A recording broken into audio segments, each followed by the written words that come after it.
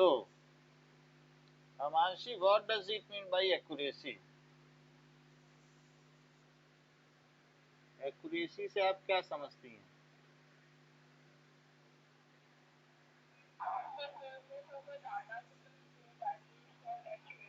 What is precision?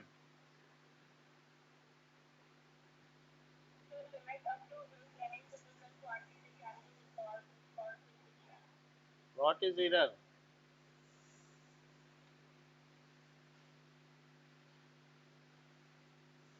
Error क्या होती है?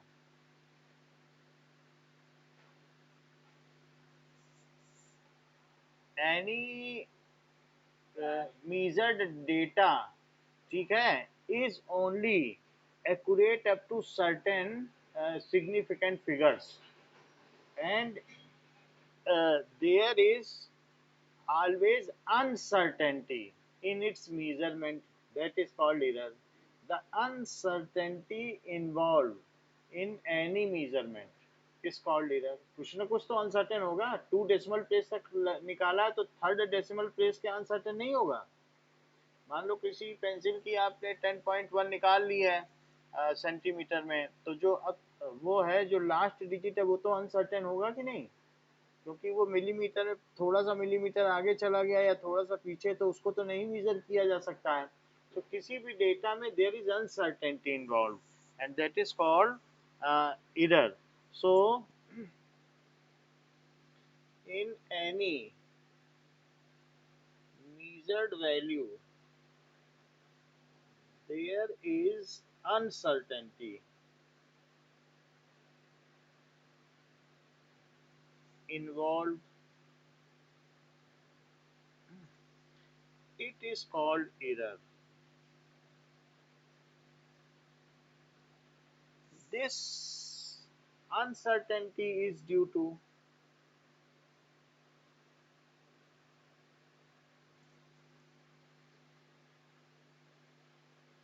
ये किस वजह से हो सकती है? It is due to faulty instrument की वजह से होती है.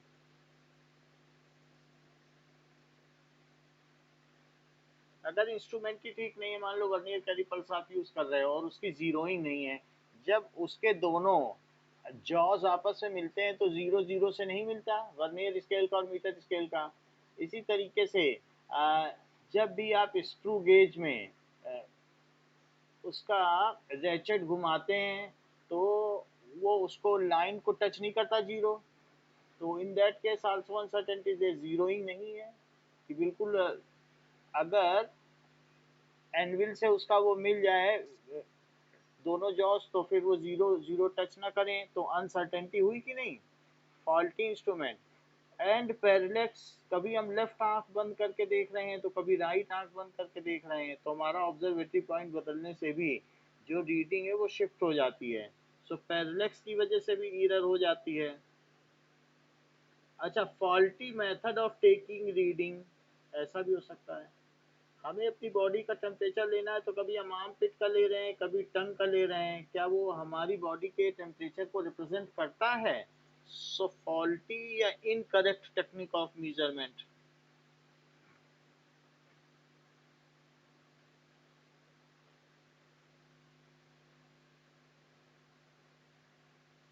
और इसी तरीके से अगर सिंपल पेंडुलम का टाइम पीरियड आप नोट कर रहे हो और पता चला हवा चल गई, तो वो जो पेंडुलम है वो अपने ओरिजिनल टाइम पीरियड से, पेंडुलम जो है ऑसिलेट करता है, लेकिन हवा चल गई या कुछ हिल गया आपकी टेबल, तो उसकी वजह से उसके ऑसिलेशंस में और टाइम पीरियड में गड़बड़ी आ जाएगी. सो फ्लक्चुएशंस इन सर्किट्स भी हो सकता है या वेरिएशन इन एनवायरनमेंट. फ्लक्चुएशन, मान लीजिए जैसे कि आप वोल्ट मीटर की रीडिंग ले रहे हो, कभी लो वोल्टेज हो रहा है कभी हाई वोल्टेज हो रहा है, तो ऐसे केस में करंट ठीक नहीं आएगी. सो फ्लक्चुएशन इन सर्किट और variation in external condition, temperature बढ़ गया तो जो आपका सिंपल पेंडुलम में लटका हुआ थ्रेड है उसकी लेंथ बढ़ सकती है. हो सकता है आपने वायर लगाया हो पतला, तो लेंथ बढ़ जाने पे उसके टाइम पीरियड पे फर्क आ जाएगा. तो इसलिए वेरिएशन भी हो सकता है इन एक्सटर्नल कंडीशन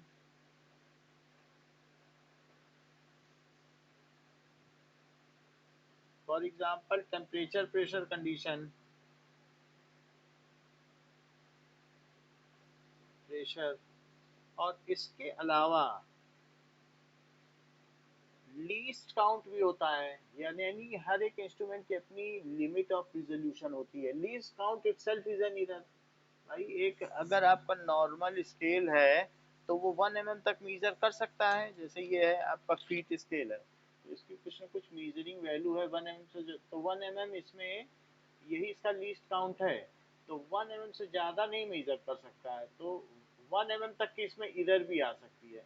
क्योंकि अगर किसी का 2.4 आ गई रीडिंग और 2.4 से भी ज़्यादा चली गई लेकिन 2.5 ना पहुंच पाई हो तो भी वो 2.4 लेता रहेगा। सेंटीमीटर में देखिए जैसे 2.4 है तो 2.4 ही वो लेगा, चाहे 2.4 से कितनी ही आगे क्यों निकल गई हो, चूंकि 2.5 नहीं पहुंची है इसलिए 2.4 लेगा। और किसी की 2.3 है और 3 से हल्की सी आगे निकली है तो भी वो 2.4 लेगा, कहेगा 2.3 तो क्रॉस हो गया है, तो ऐसे केस में भी 2.4 ले सकता है। तो जो 1 mm है वही उसकी एरर है, तो इसलिए लीस्ट काउंट एरर की वजह से भी हमारा जो डाटा है वो इरोनियस हो जाता है। So least count error, so these are the factors जो कि एरर को बढ़ाते हैं। So what are the various types of errors? There is a flow chart of error, that is, one is systematic error, then is second is random error, and third is least count error.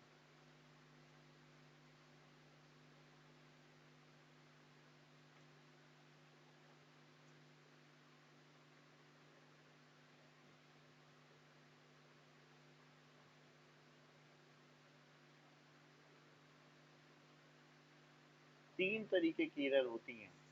Systematic error which are either positive और negative एक ही direction में अकर करती है। तो मान लीजिए कि एक आदमी जब रीडिंग लेता है, मान लो ये पेन है और इसकी रीडिंग ली जाए और एक आदमी यहाँ से रीडिंग ले तो इधर इधर का दिखेगा नंबर उसको, और एक आदमी यहाँ से रीडिंग ले तो इधर इधर का दिखेगा। तो जब भी वो रीडिंग ले रहा है इस पेन की इस स्केल के रिस्पेक्ट में तो वो लेफ्ट में झुक जाता है हर बार, तो उसकी रीडिंग हमेशा इस तरफ की रहेगी, क्योंकि अगर आप अपना ऑब्जर्वेटरी पॉइंट चेंज करें then the position of pen with respect to background और स्केल इज गेटिंग शिफ्टेड। आप लेफ्ट आंख से कोई चीज देखो राइट आंख से तो उस ऑब्जेक्ट की पोजीशन उसके बैकग्राउंड के रिस्पेक्ट में शिफ्ट होती हुई नजर आती है। तो इन this case his reading will always be erroneous in certain direction, या तो पॉजिटिव या निगेटिव, क्योंकि वो हमेशा लेफ्ट ओर झुक जाता है। तो ऐसे केस में या तो रीडिंग कम आएगी या ज्यादा। So such errors can always be negative और पॉजिटिव।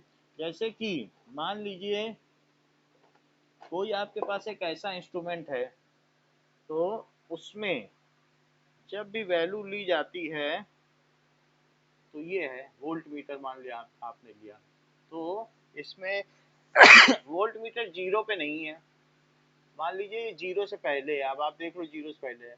तो अब अगर ये रीडिंग लेगा तो थोड़ी करंट फ्लो भी कर, थोड़ा वोल्टेज होगा भी तब तो जीरो पे आएगा, यानी आपको हमेशा कम रीडिंग देगा क्योंकि अभी जीरो पे है ही नहीं।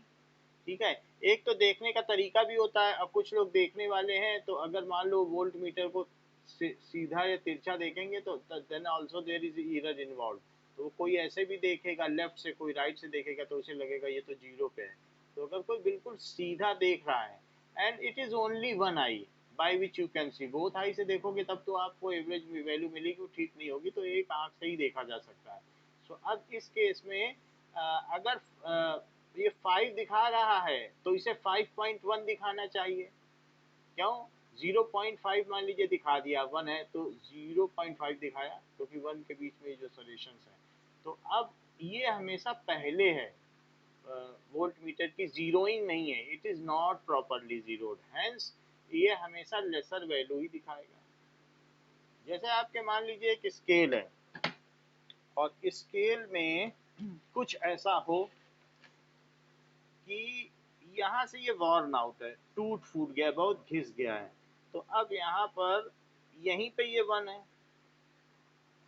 और फिर 2 तो ठीक है, 2 ठीक है, और फिर 3 भी ठीक है। अगर मान लीजिए ऐसे केस में एक पेंसिल की लेंथ हमने ली है, तो लेंथ हमारी इतनी है, तो अगर सही स्केल से ली जाती तो वो लेंथ कितनी होती? तो जैसे कि यहाँ से अगर हम सही स्केल से लेते तो 1 2 3 4 5 6 7 8 9 10, तो ये 1 हो गई, फिर 1 2 3 4 5 6 7, ये 2 हो गई, तो 1 2 3 4 5 6, ये 3 हो गई। तो ये जो है हमको पॉजिटिव इधर दे रहा है क्योंकि ये घिसा हुआ है, तो इसने पेंसिल की लेंथ हमको 3 बता दी, क्योंकि और काट दो तो और ज्यादा बता दे। So it is giving us more length than the true length. ज्यादा दे रहा है कि नहीं?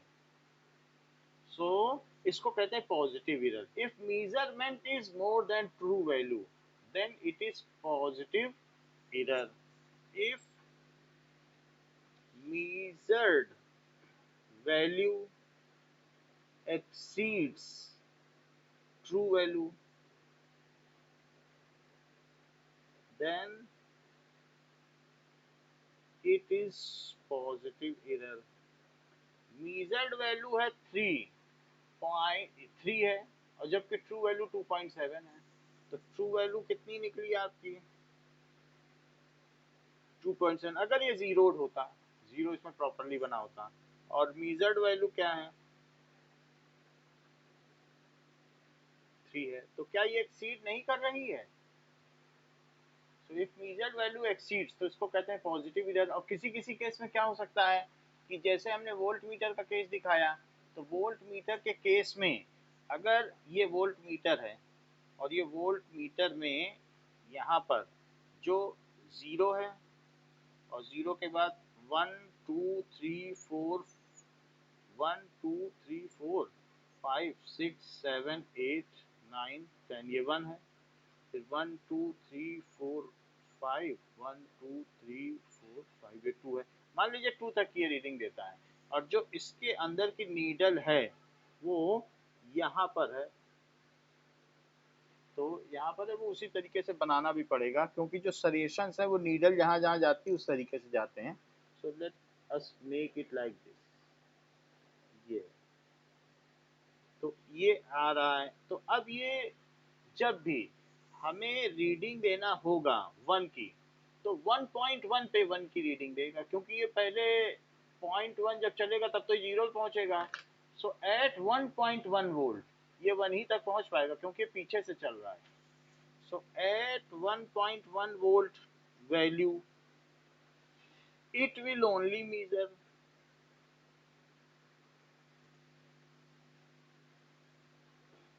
1 वोल्ट। तो बोलो ये किस तरीके का इरर है? निगेटिव इरर है या पॉजिटिव? बताइए, कम मीजर कर रहा है कि ज्यादा?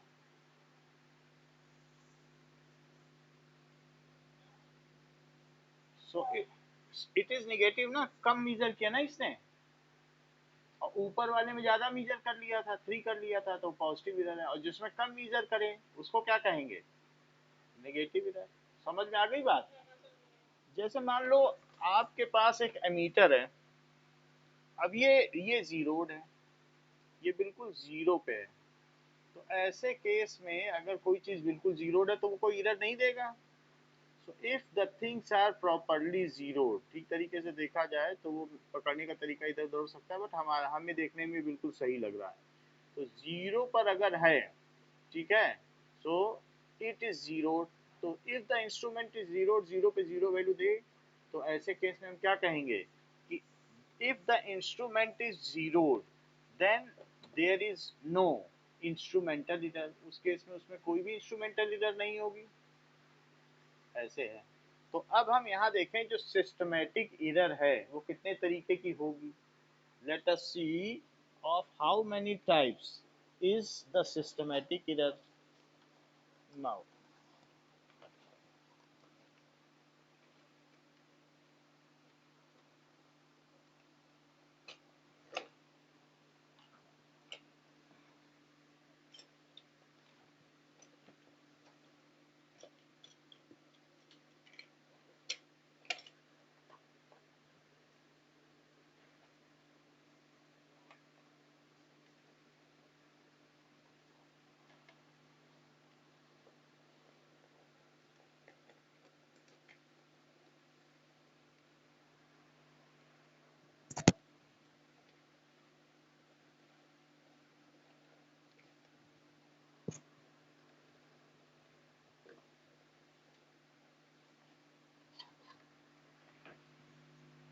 सो देयर आर द केसेस कि अगर मान लीजिए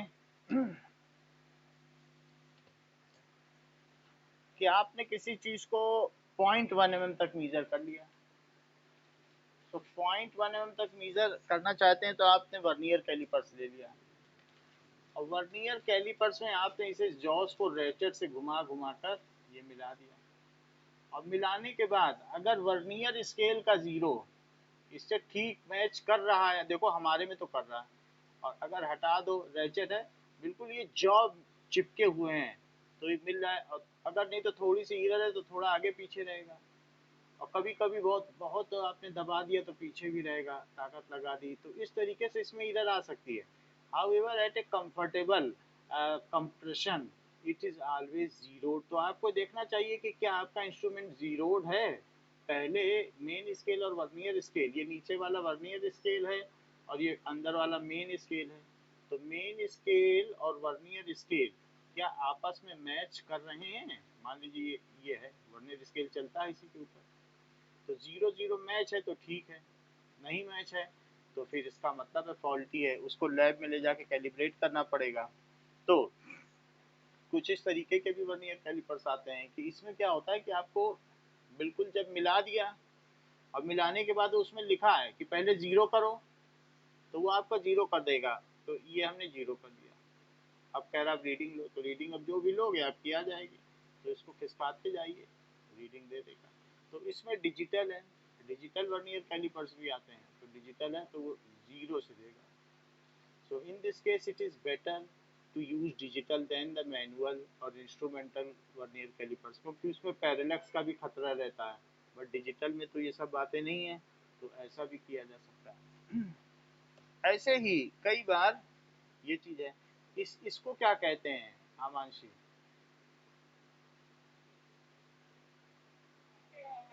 क्या? ये जो घूमता है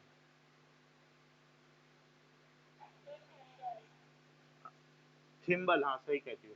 तो मान लो जैसे हमने इसको इसमें मिला दिया थिम्बल को, तो मेन स्केल पे थिम्बल मिलाया और ये यहाँ पर स्क्रू गेज पूरी तरीके से एबट कर गया एनविल पर, तो एनविल पर एबट करने पर हमें देखना पड़ेगा कि क्या यहाँ पर जो इसका जीरो है, तो जीरो आ ही जाएगा इसके पास, तो इसके अंदर एक लाइन है, रेड लाइन आपको मैग्नीफाइंग ग्लास से देखनी पड़ेगी या रोशनी में देखोगी तो ही दिखेगी। तो इसका जो जीरो है वो इस मेन लाइन, देखो ये अंदर जीरो दिख रहा है और यहाँ एक लाइन भी है, तो क्या वो उस पर मैच कर रहा है या ऊपर नीचे जा रहा है। अगर ऊपर या नीचे जाए, आगे चला जाए तो पॉजिटिव इरर, पीछे रह जाए तो निगेटिव इरर। समझ में आई बात की नहीं? तो जो आपका थिम्बल का स्केल है या वर्नियर का स्केल है वो आगे चला जाए तो पॉजिटिव इरर, और नीचे रह जाए तो निगेटिव इरर। सो इस तरीके से, या यहाँ पर आपका स्फेरोमीटर है, तो स्फेरोमीटर के केस में भी यही बात है कि स्फेरोमीटर में अगर ये जीरो नहीं मैच कर रहा, कभी कभी आगे चला जाता है कभी पीछे। मान लो जैसे हमारे केस में ये हमने इसको मिला दिया बिल्कुल पूरी तरीके से, नीचे का जो लेवल है ये, तो जब ये सब एक ही स्पिरिट लेवल पर होंगे, एक ही लेवल पर, और ये जीरो से मैच कर जाए तो ठीक, और ना करे तो समझ लेना इसमें इरर है, मेरे में इरर आ रही है। जरा फिर से देखें, पहली बात इसका जीरो होना चाहिए, जीरो नहीं है, वहाँ उसका उसके अलाइन जीरो होना चाहिए, तो पहली बात जीरो ही अलाइन नहीं हो रहा, तो इसमें तो काफ़ी इरर आ गई। देख लो इसमें कितना आ गया, that is 70-80। So in case अगर आ, बहुत इरर भी आ सकती किसी भी चीज़ में, so now it is like this. तो यानी कि आपके मेन स्केल से, ये रहा मेन स्केल, मेन स्केल पे भी कितना लिखा है जीरो, तो जीरो पे इसका जीरो टच करना चाहिए, बट इसमें हमारे वाले केस में 70 पे आ रहा है, तो 70 पे टच कर रहा है, तो 70 जीरो पे टच कर रहा है, तो इसमें हमें घुमा के देखना पड़ेगा कि कितने की इरर है 70 या 80 पे। तो स्फेरोमीटर में जितने की इरर होगी, जीरो नहीं आ रहा है तो इरर है, जीरो जीरो पे टच करना चाहिए। नाउ ये तो हमने आपको बता दी कि इरर इंस्ट्रूमेंटल भी हो सकती है, सिस्टमेटिक तो हमने बता ही दी, अलग अलग अलग फॉल्टी इंस्ट्रूमेंट है तो उनकी अपनी अपनी अलग एरर होगी। Now we will see the flow chart of various kinds of error.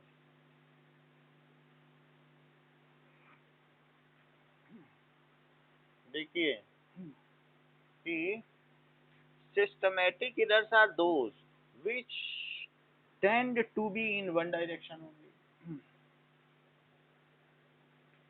So, uh, systematic errors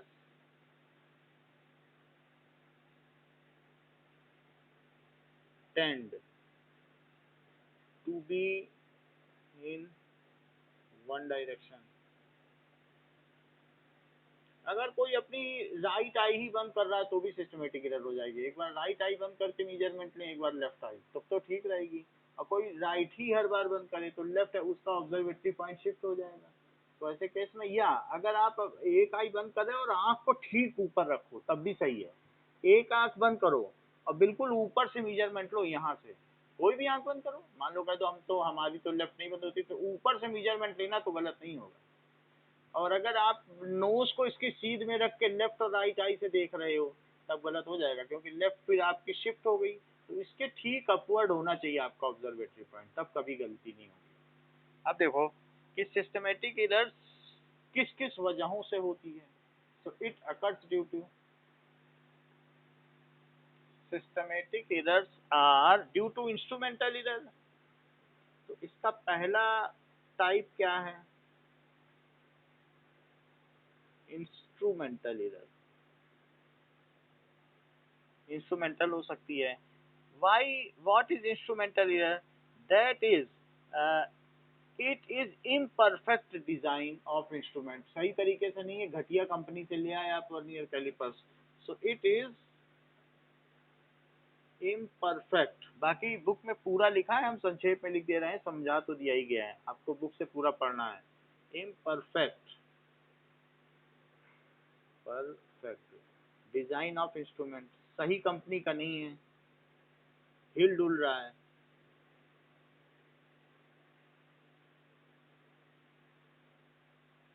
उसे रिजिड होना चाहिए, ठीक तरीके से काम करना चाहिए, रोबस्ट होना चाहिए। अगर वो सारी प्रॉपर्टी नहीं है तो इस तरह से होगा। कई बार अगर मान लीजिए बॉइलिंग पॉइंट ऑफ वाटर वो 100 की जगह 104 दिखा रहा है, ऐसा मरकरी का लेवल है, ऐसा थर्मोमीटर ले आए, तो हमेशा वो पॉजिटिव एरर दे रहा है। वाटर का बॉइलिंग पॉइंट 104 दिखा रहा है, और तो वो क्या करेगा कि उसके फ्रीजिंग पॉइंट को 4 डिग्री सेल्सियस दिखाएगा, और बॉइलिंग पॉइंट को, वो जब भी फ्रीजिंग पॉइंट रखते हैं उस समय भी मरकरी 0 पे कभी वो आता ही नहीं अपनी जिंदगी में, वो हमेशा 4 पे ही बना रहता है। तो इस तरीके से भी हो सकता है कि it is giving one direction इधर, क्योंकि वो अपने 0 लेवल से ऊंचा है, तो ऐसा हो सकता है। So it is either if due to prolong use its teeth are worn out, मान लो ये इसके टीथ घिस गए हैं, तो ऐसे केस में ये जो इसका 0 मार्क है वर्नियर वाले स्केल का वो इधर आ जाएगा, तो ऐसे केस में वो निगेटिव इधर देगा। और अगर इसमें मान लीजिए थोड़े से बर्स आ गए हैं, लोहे के पार्टिकल आ गए हैं, तो हमेशा दबाने पे भी पूरा नहीं दबेगा, और ऐसे केस में ये राइट जाएगा।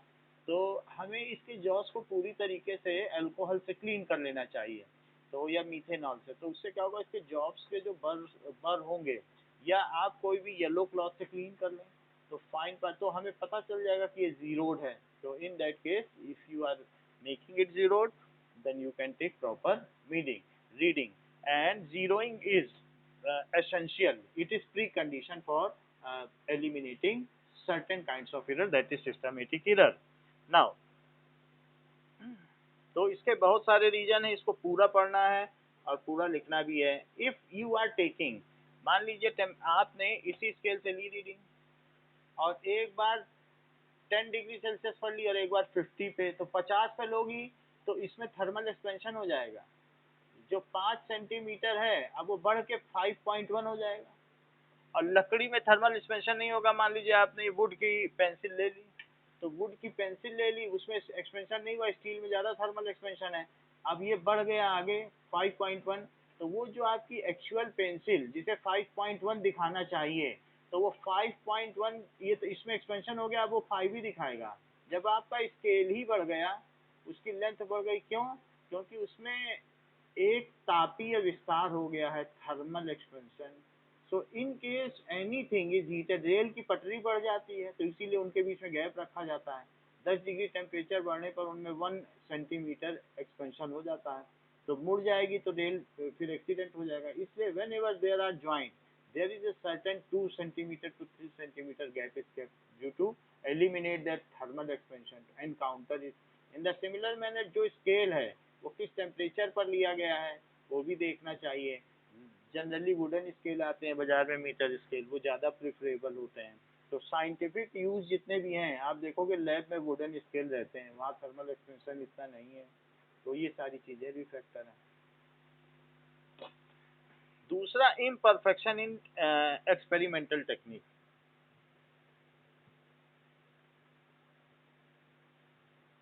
एक्सपेरिमेंटल टेक्निक ये भी हो सकता है।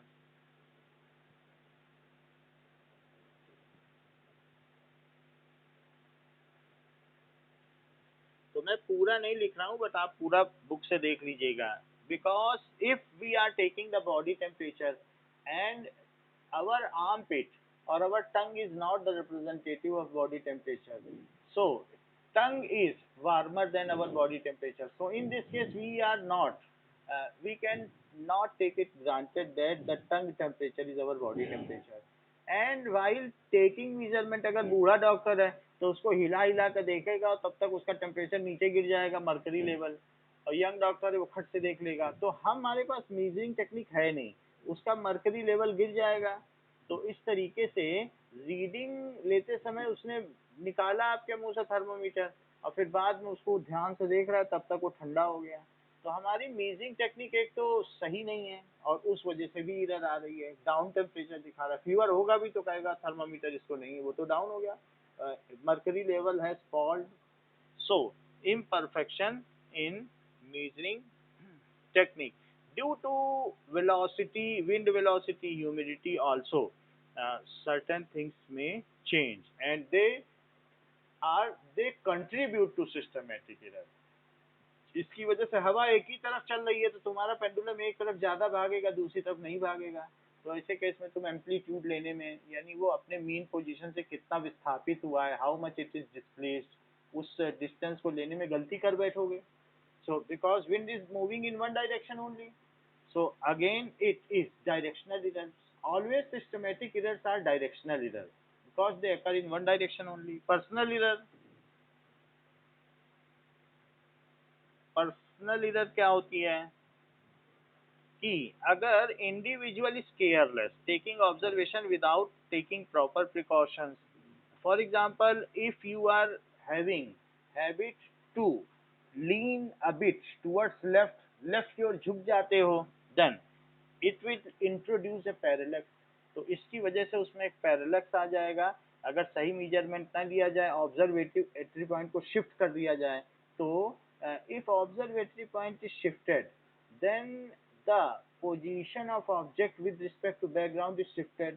In this way the measurement get affected and such kind of error is called parallax error। अगर आपसे कोई पूछे parallax error क्या है, if you shift the observatory point, then the position of object with respect to scale, जो उसके पीछे scale रखा है, get shifted and we can note different measurements for the same physical quantity.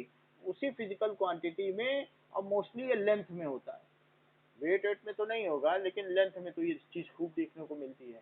So now it is a kind of error, it introduces some error in measurement due to faulty observation, due to shift in observatory point, and such kind of error is known as parallax error।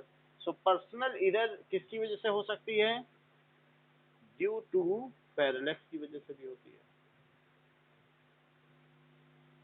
It can be minimised, इसे कैसे minimise किया जा सकता है, it can be minimised, ये पूछा जाता है क्वेश्चन में कि सिस्टमेटिक एरर को कैसे मिनिमाइज करोगे।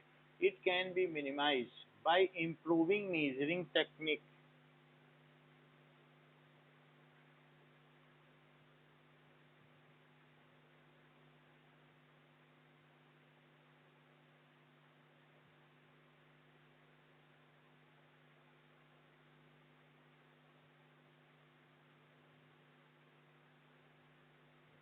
उसमें सुधार किया जा सकता है। ओके, सेलेक्टिंग बेटर इंस्ट्रूमेंट, जो रिलायबल इंस्ट्रूमेंट है, selecting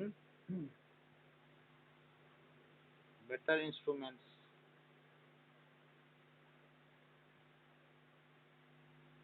and removing personal error as far as possible. कैसे रिमूव करोगे पर्सनल एरर? बीइंग केयरफुल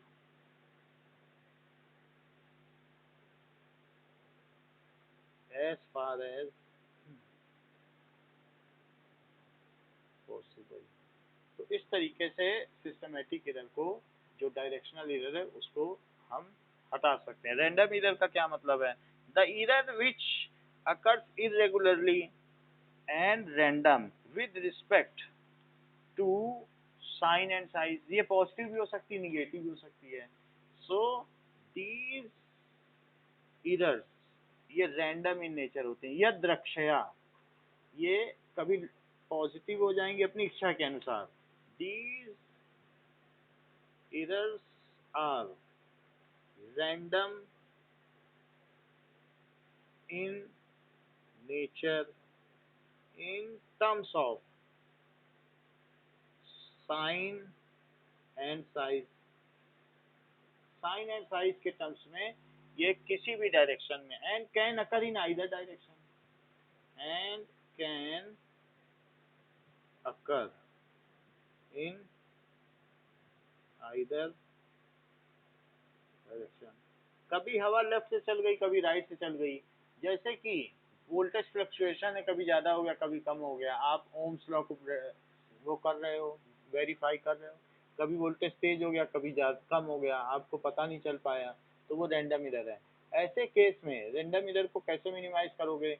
मान लो कि जैसे कि रैंडम इरर, अगर आपसे कहा जाए एक सिक्के को 3 बार उछालो, तो सिक्के को अगर आप 3 बार उछालोगे तो 2 बार हेड आ सकता है और 1 बार टेल भी आ सकता है।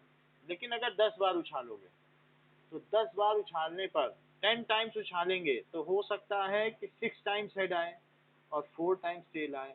और 1000 बार उछालोगे तो उसमें ऐसा भी हो सकता है कि 499 टाइम्स हेड आए और 501 टाइम्स टेल आए। आप देखो 3 बार उछालने में 2:1 का रेशो आया, और इसमें 60-40 का रेशो आ गया। और इसमें जितनी ज्यादा बार एक्सपेरिमेंट करोगे, आप बिल्कुल इस लीड पे पहुंचोगे। और अगर इनफाइनाइट टाइम्स करोगे तो आधे टाइम हेड आएगा, आधे टाइम टेल आएगा। तब फिर ये जो एलिमिनेट हो जाता है। तो इफ यू आर मेकिंग, जब ओम्स लॉ को आप वेरीफाई करते हो, so you are taking 5 observation उसी वी और आई के लिए। फिर 5 ऑब्जर्वेशन लेते हो, फिर सबसे आर निकालते हो, फिर R1 R plus R2 plus R3 plus R4 plus R5/5 करके मीन रेजिस्टेंस निकालते हो।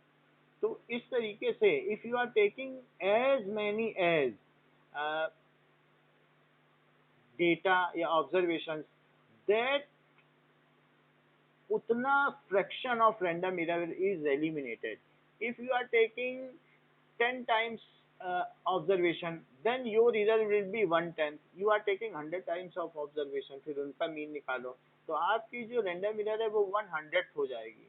क्योंकि जो रैंडमनेस है उसकी, कुछ कभी पॉजिटिव हो रही, कभी निगेटिव, वो सब्सिडाइज हो जाएगी और आपस में कट के आपको करेक्ट वैल्यू तक लीड करेगी। तो बात समझ में आ गई कि how the random errors can be eliminated. बताइए, इस प्रकार की त्रुटियों को किस प्रकार से आप इनका निष्पादन कर सकते हैं?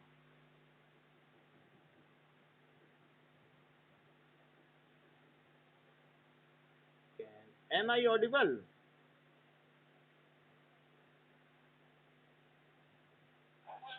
तो बताइए। मोर एंड मोर ऑब्जर्वेशन,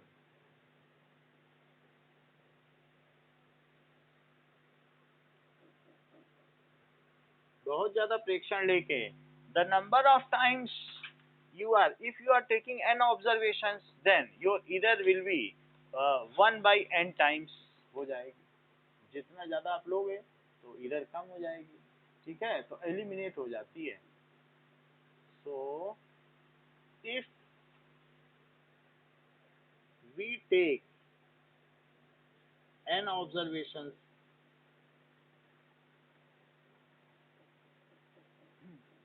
ठीक है, during an experiment.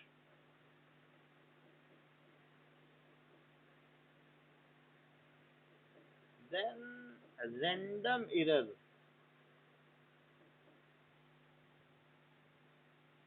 reduces to 1 by n times। Least count error, तीसरी बात थी least count error. So the least count of any measuring instrument is itself is an error। जैसे कि मान लीजिए ये हमारे पास एक स्केल है, तो यहाँ से हम ले रहे हैं, यहाँ से 0 है, मान लीजिए यहीं यहीं से रख के करना है। ये बाकी वॉर्न आउट के लिए इसमें स्पेस दिया है, हर एक स्केल में थोड़ा एक्स्ट्रा है कि घिस जाए तो भी स्केल चलता रहे। 0 से ही शुरू नहीं होता है, हर चीज़ यहाँ से बिल्कुल स्केल के किनारे से रख के कभी ना मीजर करना, 0 से रख के किसी चीज़ को मीजर करना। 1 2 3 4 इस तरीके से 5 6 7 8 9 10, ये 1 हो गया। फिर 1 2 3 4 5 6 7 8 9 10, ये 2 हो गया।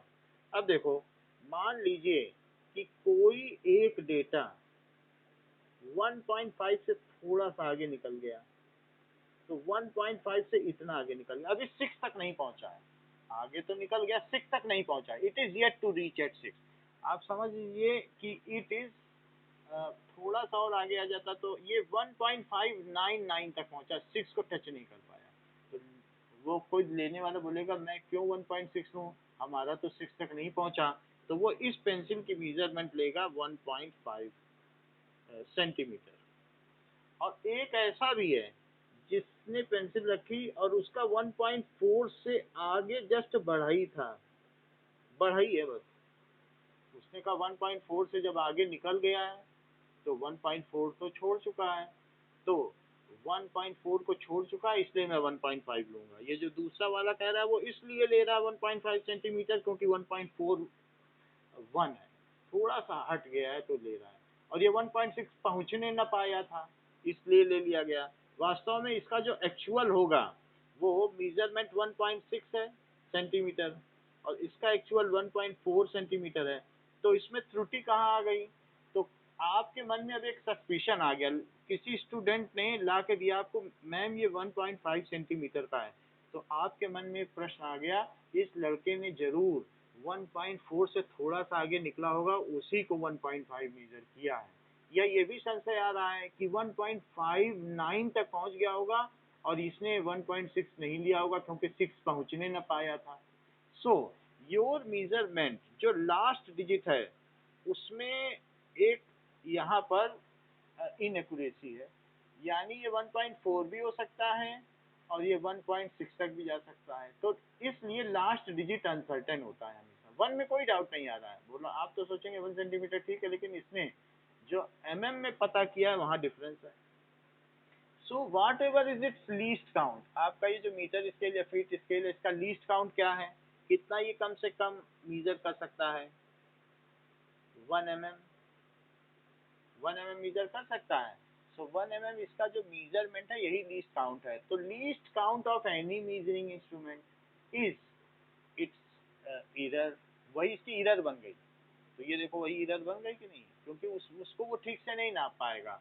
सो least count of any measuring instrument is itself an error and that is called least count error of any measuring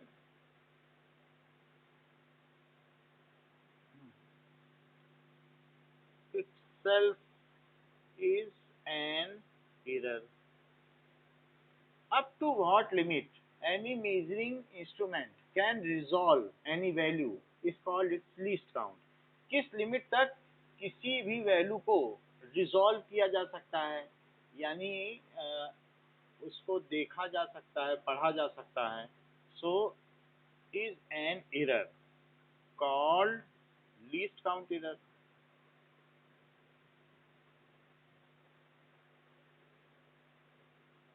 least count error को हम आंशिक कैसे हटा सकते हैं?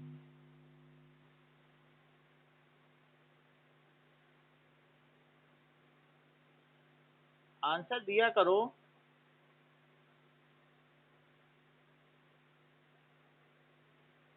कैसे हटा सकते हैं?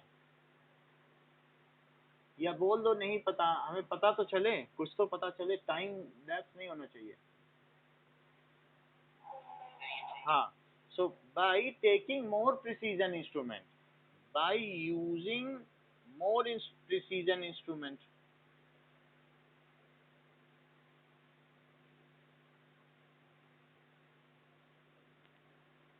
so अगर आप मीटर स्केल की जगह वर्नियर स्केल लो, वर्नियर कैलिपर्स, या उसकी जगह फिर स्क्रू गेज लो, तो आपकी लीस्ट काउंट इधर कम होती चली जाएगी, क्योंकि लीस्ट काउंट अब थर्ड डेसिमल प्लेस तक शिफ्ट हो जाएगा। तो इस तरीके से इफ वी यूज, ठीक है, vernier callipers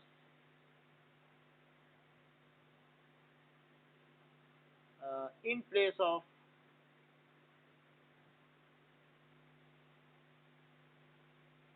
meter scale, then least count either reduces, least count either reduces। क्यों, ऐसा क्यों? क्योंकि least count of metre scale का क्या होता है, वर्नियर कैलिपर्स का क्या होता है, और साथ में वर्नियर कैलिपर्स में ई नहीं आता है, और साथ में स्क्रू गेज या स्फेरोमीटर का क्या होता है। तो इसका लीस्ट काउंट 0.1 सेंटीमीटर है, और 0.01 सेंटीमीटर है, और 0.001 सेंटीमीटर है। या इसको ले सकते हैं कि 1 mm है, ये 0.1 mm है, ये 0.01 mm है। तो अगर हम एक ज़्यादा अच्छा प्रिसीजन इंस्ट्रूमेंट यूज़ करेंगे तो फिर हमारी इधर कम हो जाएगी, थोड़ा पैसा ज़्यादा लगेगा, लेकिन चीज़ें तो एक्यूरेट होंगी। But it is also depending up to what limit we want resolution. अब गेहूं के दाने को आप ग्राम में तो मापोगी नहीं, लेकिन सोना लेने जाओगी तो मिलीग्राम तक नापती हो कि नहीं, इसको 2.30 तक बताओ कितना है, तो उसके लिए वहाँ साइंटिफिक इंस्ट्रूमेंट चाहिए। So we are not always persuading for less erroneous value. In certain case we want lesser resolution, and in certain case we want more resolution. So it is not always, there is always some error which can be adjusted in any measurement, जो चल सकती है। अगर ऐसा ना होता तो हम किसी भी चीज को मीजर ही ना कर पाते। हम गेहूं मीजर करें, हम कहेंगे 5 डेसिमल प्लेस तक दो, 10 डेसिमल प्लेस तक एक्यूरेट दो, तो मीजर ही करते रह जाती सारी दुनिया। So always there is some errors which can be accommodated in any data, and it should only be significant up to certain decimal place। तो ये भी बात सही है। तो हम अलग अलग इरर को अलग अलग तरीके से एलिमिनेट कर सकते हैं, जिसके बारे में आपको बताया गया। ठीक है, लीस्ट काउंट इरर्स भी है, हम अलग कर सकते हैं। इसके अलावा फिर हम उन्हीं सबका मीन भी ले सकते हैं by taking number of observations. तो ये तो बात हो गई कि इधर कैसे हटाई जा सकती है, लेकिन इधर की भी एक अपनी अलजेब्रा है। इधर की क्या अलजेब्रा है कि इधर कैसे जोड़ी जाए, इधर कैसे घटाई जाए, what is the calculation involve in इधर। अगर हमारे पास दो वैल्यू हैं और कोई हमसे कह रहा है, so that is algebra of इधर।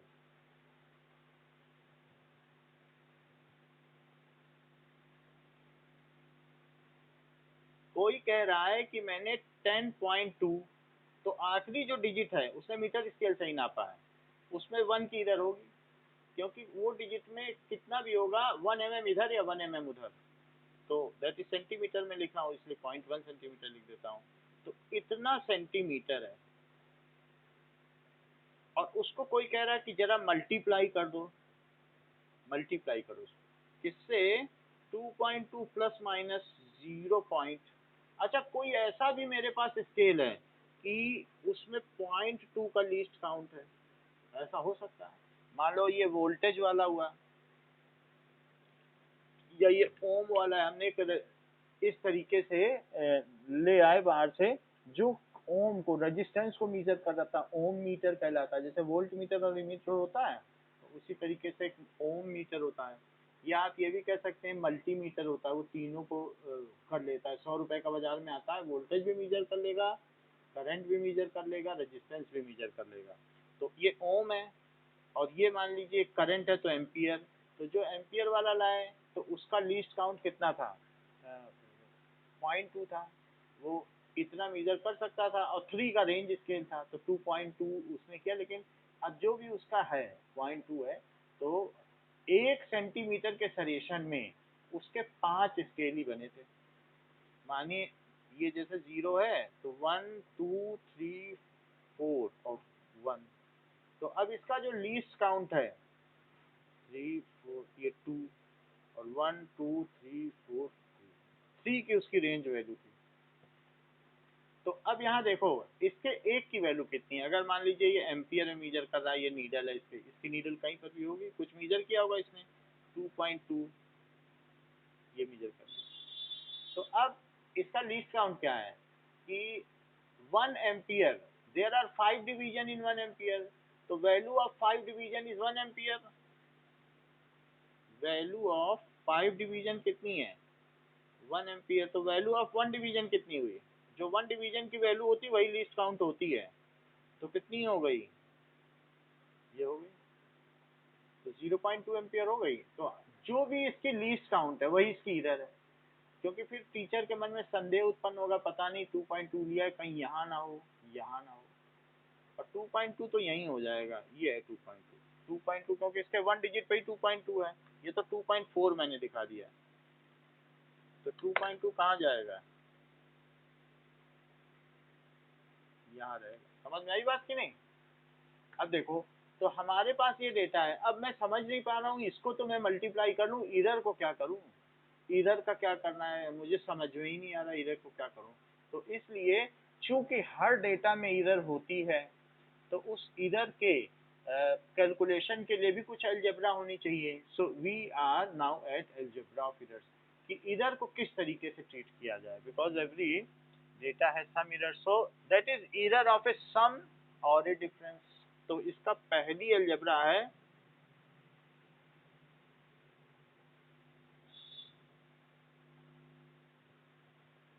और a difference.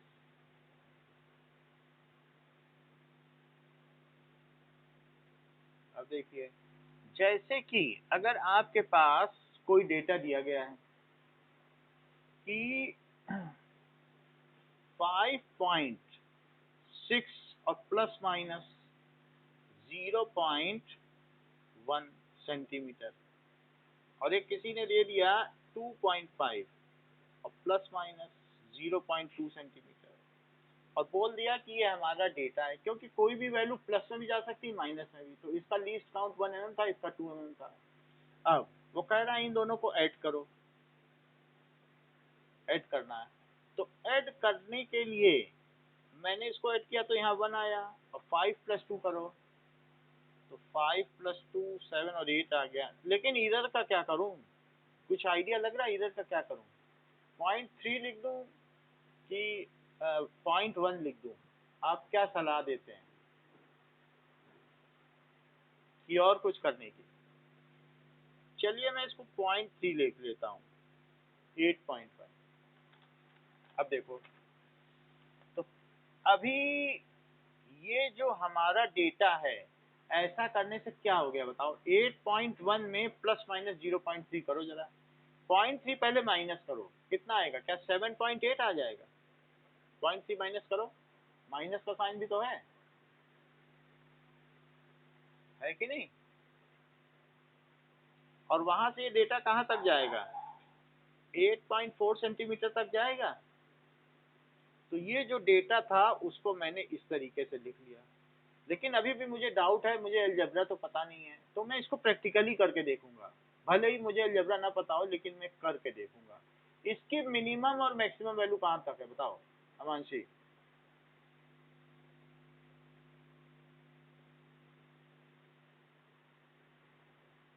अमांशी, M I Audible. 5.6 ही रहेगी, प्लस प्लस नहीं करोगी 0.1?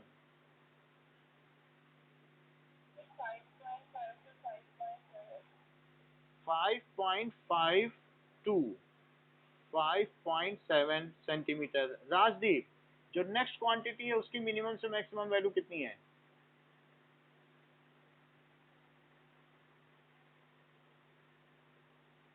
आप बताओ अमांशी।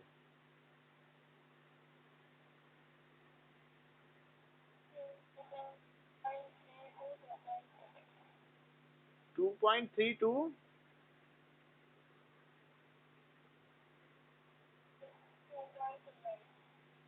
2.7 सेंटीमीटर। तो अगर मान लो ये भी चांस हो सकता है कि दोनों मिनिमम ही मिनिमम सत्य हुए, हमें मालूम तो है नहीं कि क्या है, अनसर्टेनिटी है, तो इन दोनों को जोड़ के देखो कितना होगा। क्या ये 7.8 आ जाएगा अगर दोनों ही सही हुए? और इन दोनों को जोड़ के देखो तो क्या 8.4 आ जाएगा? तो क्या ये वही वैल्यू है जो हम लोगों ने यहाँ की थी, इधर को जोड़ दिया था, वही आया क्या? चेक करो, वही चीज आ गई कि नहीं? तो इसी चीज को हम करने जा रहे हैं। If in case of addition the errors are added, errors क्या होंगी? ऐड होंगी। ऐड हो गई तो सही आ गया कि नहीं? अच्छा, अब जरा देखो, कोई कहे कि इनको सब्ट्रैक्ट करना है तो क्या करें? जैसे 5.6 है और प्लस माइनस 0.1 है, या जी कुछ भी ले लें, वही चीज ले रहा हूँ, और प्लस माइनस 0.2, और कोई कह रहा है सब्ट्रैक्ट करो, तो मैं क्या करूँ? यहाँ भी सब्ट्रैक्ट करना है, पूरे में सब्ट्रैक्ट करना है, तो सब्ट्रैक्ट करो जरा यहाँ पे। तो क्या ये 3.1 आएगा? अब इस इरर का क्या करूँ? इधर ऐड कर दिया आपने, मैं चेक करता हूँ, ऐसे तो नहीं मैं आपकी बात मानूंगा, लेकिन मैं चेक करके देखता हूँ कि आपने बात सही कही है या गलत। इसका रेंज कहाँ से कहाँ तक है? 5.6 और प्लस माइनस 1 का, फिर से बोलो।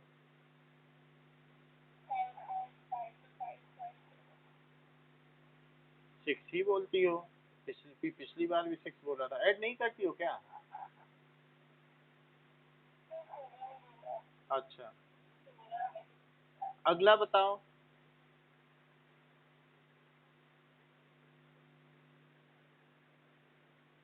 नेक्स्ट का बताओ।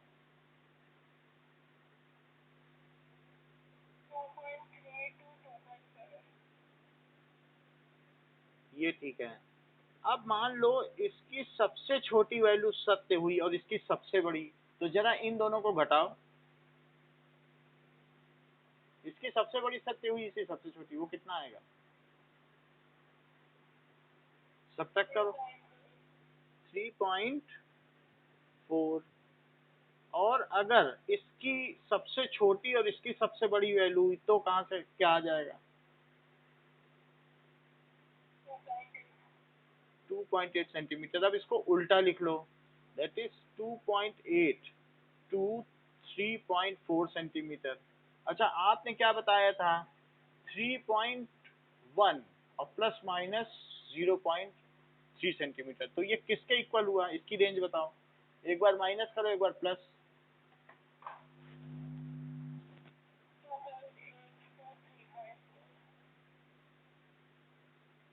3.4, okay.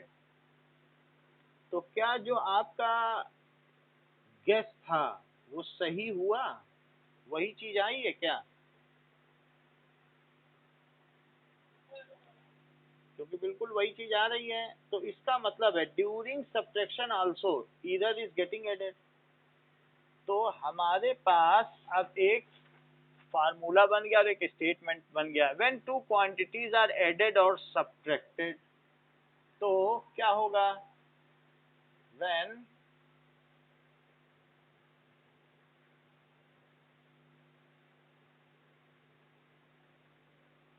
these are added or subtracted,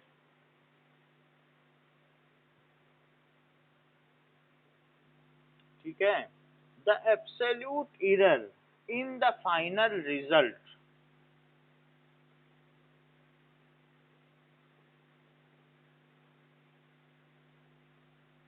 in the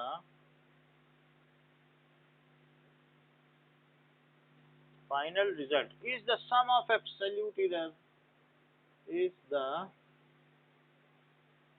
sum of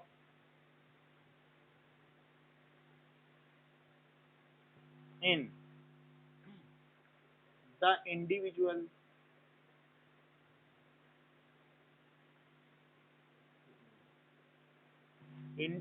quantities।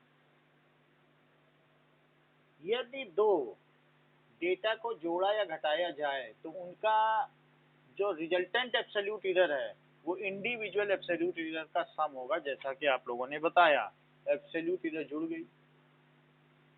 If two quantities are added, if two quantities are subtracted, तो भी आपने जोड़ा। यहाँ देखो, तो एब्सोल्यूट एरर जुड़ गई कि नहीं। So the absolute error in result is sum of absolute error in the individual measurement। let us prove this statement। तो यहाँ जो बात कही गई है उसको अब हम प्रूव करेंगे। प्रूव करने से पहले हम एक बार चाहेंगे कि आप इसे रिपीट कर दें।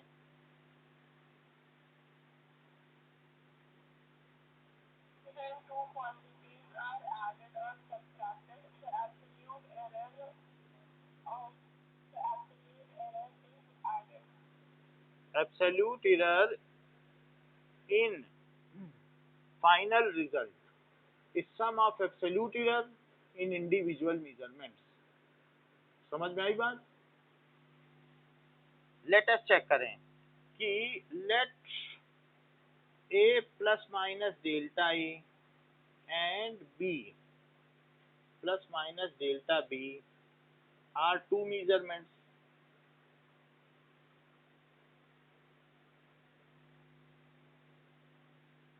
to be added and अगर सिर्फ a और b को ऐड किया जाए तो z आ जाता है। But this final measurement will contain some error. Erroneous data लोगे तो यहाँ एरर आएगा, but final result should contain some error.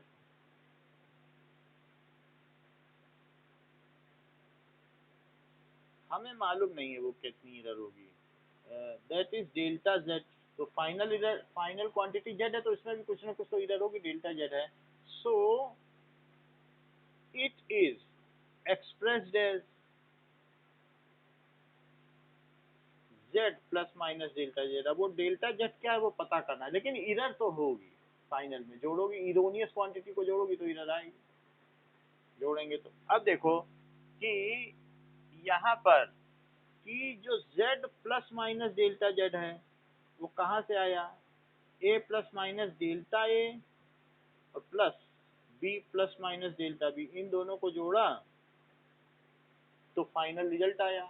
लेकिन उस फाइनल रिजल्ट में कुछ एरर भी आ गई क्योंकि ये इरोनियस डेटा थे। तो इसलिए इसे क्या लिखा जा सकता है, a plus B, A B को एक साथ लिख लो, प्लस माइनस डेल्टा a और plus minus delta b।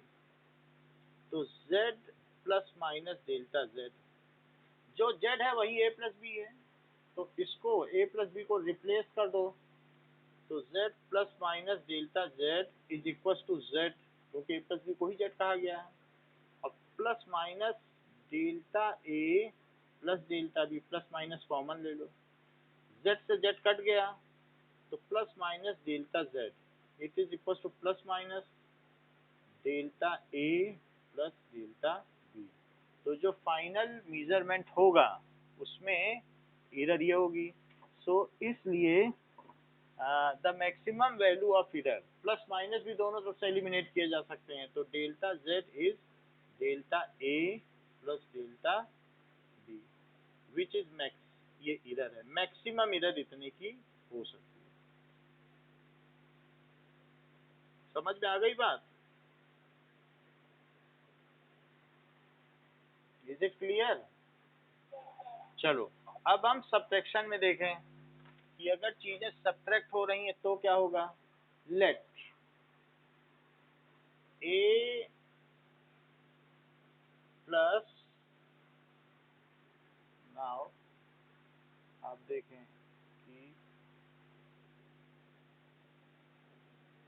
Plus minus delta A,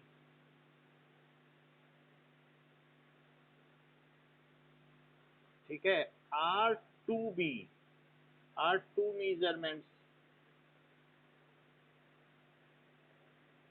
to be subtracted,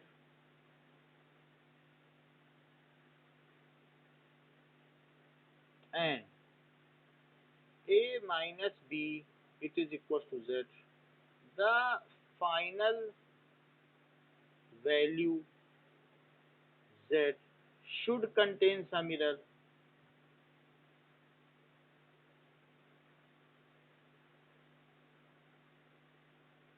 Let it is delta z। तो ये तो हमने लिख दिया कि a माइनस बी जेड है और उसमें कुछ एरर होनी चाहिए। सो फाइनल मेजरमेंट इज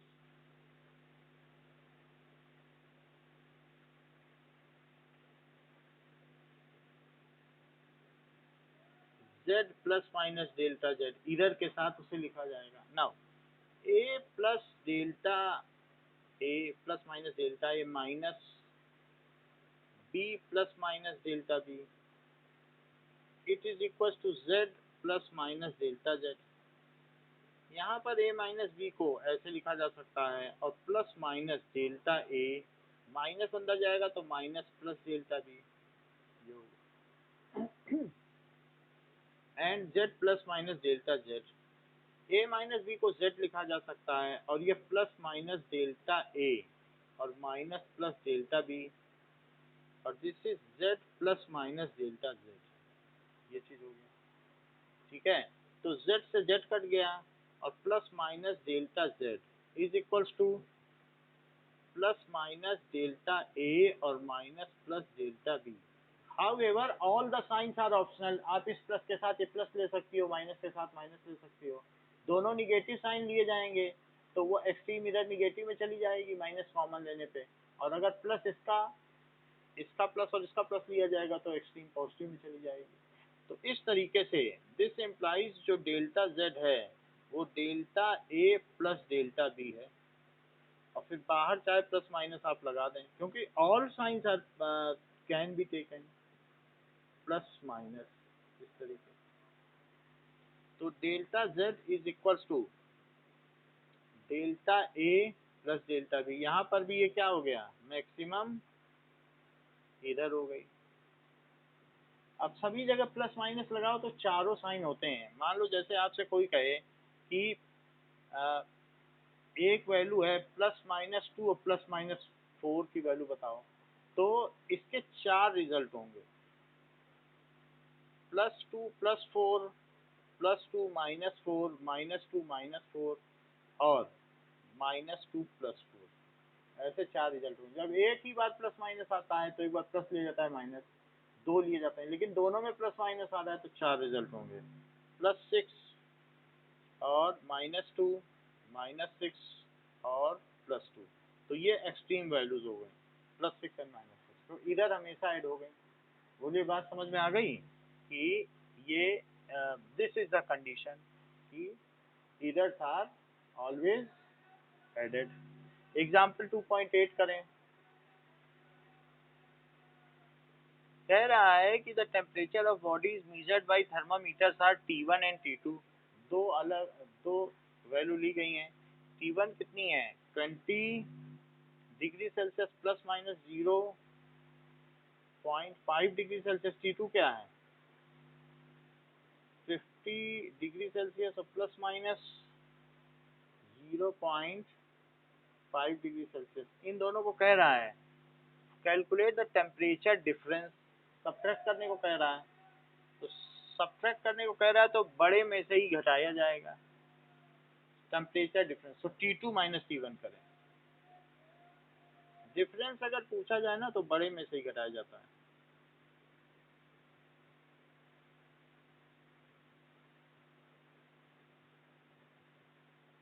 दो the values are subtracted but errors are added. तो 50 में से 20 माइनस करो 30 डिग्री, लेकिन इरर तो जुड़ जाएंगी 0.1 डिग्री सेल्सियस और डिग्री सेल्सियस। सो ये आंसर आ गया।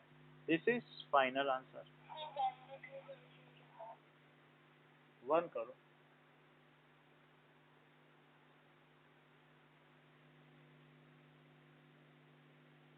ठीक है, तो इस क्लास के लिए इतना ही। नेक्स्ट क्लास में हम इसके प्रोडक्ट एंड कोशेंट की इधर देखेंगे और एक्सपोनेंट्स में क्या इधर है इसको भी देखेंगे। अगली क्लास कल होगी 12 से 2 के बीच में, और एग्ज़ाम 4:30 होगा। ठीक है, क्या अभी तो होगी बायो की ना आपकी 11:45। ओके,